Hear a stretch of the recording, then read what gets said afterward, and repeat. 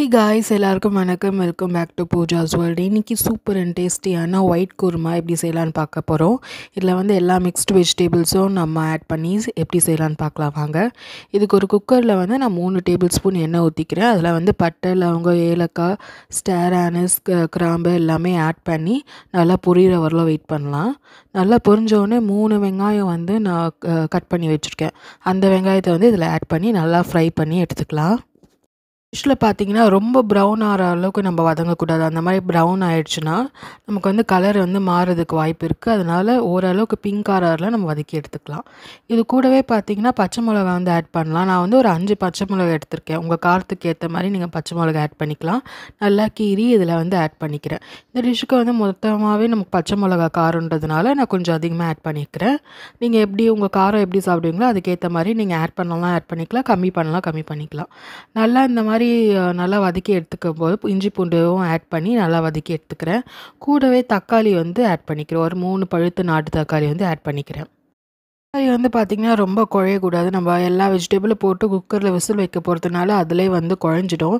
நீங்கள் இந்த டைமில் குழையிற மாதிரி ஆட் பண்ணிங்கன்னா அந்த கலர் வந்து மாறிடும். ஒரு மாதிரி ரெட் கலரில் வந்துடும் குருமா. அந்த ஒயிட் கலர் நம்மளால் அச்சீவ் பண்ண முடியாது. அதனால் சும்மா 2 வதக்கிக்கிறேன். கூடவே நான் கட் பண்ணி வச்சுருக்க வெஜிடபிள்ஸ் ஆட் பண்ணிக்கிறேன்.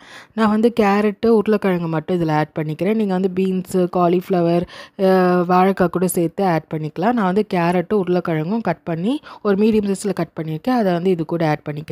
கூடவே பார்த்திங்கன்னா மூக்காட்டில் இது வந்து ஆப்ஷனல் தான். நான் ஒரு அரை வேக்காடு வந்து வேக வச்சு உப்பு போட்டு வேக வச்சுக்கிறேன். அதே இந்த டைமில் வந்து ஆட் பண்ணிக்கிறேன்.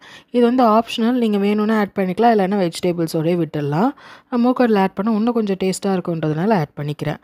இதில் கொஞ்சமாக தண்ணி ஊற்றிட்டு கொஞ்சம் உப்பு சேர்த்துக்கோங்க. ஏன்னா ஆல்ரெடி நம்ம மூக்காட்டில் வேக வைக்கும்போது உப்பு சேர்த்துருக்கோம். அதனால் நீங்கள் பார்த்து ஆட் பண்ணிவிட்டு குக்கரில் வந்து மூடி ஒரு 1 to 2 விசில், நான் வந்து 2 விசில் வச்சு எடுத்துக்கிறேன்.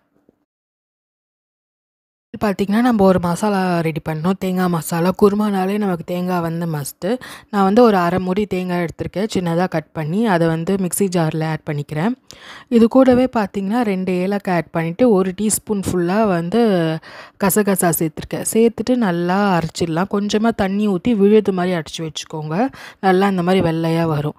நல்லா ஒரு விசில் 2 விசில் வச்சு எடுத்துட்டு ப்ரெஷர்லாம் ரிலீஸ் ஆனோடனே நம்ம வந்து திருப்பி கொதிக்க வச்சுட்டு இந்த பேஸ்ட்டை வந்து ஆட் பண்ணி நல்லா மிக்ஸ் பண்ணி விட்டுக்கோங்க.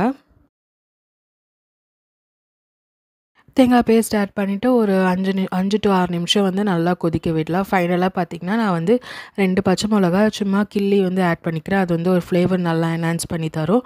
அதுக்கப்புறமா நல்லா கொதிக்க வச்சு ஃபைனலாக கார்னிஷிங்க்கு கருவேப்பிலை, கொத்தமல்லி வந்து தூவி இறக்கிட்டிங்கன்னா சூப்பரான ஒயிட் குருமா வந்து ரெடி ஆகிடும். இது வந்து சாப்பாட்டுக்கு, அதுக்கப்புறமா சப்பாத்தி, இட்லி, தோசைக்கெலாம் சூப்பராக இருக்கும். கண்டிப்பாக ட்ரை பண்ணி பாருங்கள்.